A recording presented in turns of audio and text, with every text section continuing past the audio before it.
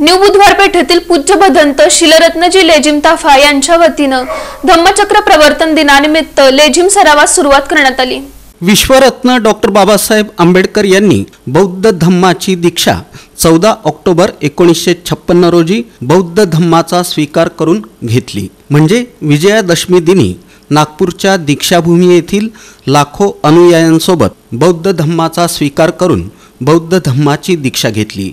यंदा विजयादशमी 12 ऑक्टोबर रोजी असल्यामुळे मिरवणुकीच्या माध्यमातून धम्मचक्र प्रवर्तन दिनानिमित्त शहरातील हजारो लेझिम खेळाडू मिरवणुकीत सहभाग नोंदवतात। दरम्यान न्यू बुधवार पेठेतील पूज्य भदंत शीलरत्नजी लेझिम ताफा तसंच बॉबी बहुउद्देशीय सामाजिक संस्थेचे संस्थापक अध्यक्ष तथा आयोजक अजित गायकवाड यांच्या वतीनं धम्मचक्र प्रवर्तन दिनानिमित्त न्यू बुधवार पेठेत लेझिम सरावाला सुरुवात करण्यात आली। प्रारंभी आमदार विजयकुमार देशमुख, माजी सभागृह नेते संजय कोळी, माजी नगरसेवक अरुण भालेराव, माजी नगरसेविका वंदना गायकवाड, बॉबी बहुउद्देशीय सामाजिक संस्थेचे संस्थापक अध्यक्ष अजित गायकवाड, राजकुमार काकडे, मधुकर दोड्यानूर, DK मागासवर्गीय बहुउद्देशीय सामाजिक संस्थेचे संस्थापक अध्यक्ष दशरथ कसबे, राजकुमार पाटील यांच्या प्रमुख उपस्थितीत सामुदायिक बुद्धवंदना घेऊन लेझिम सरावाला प्रारंभ करण्यात आला।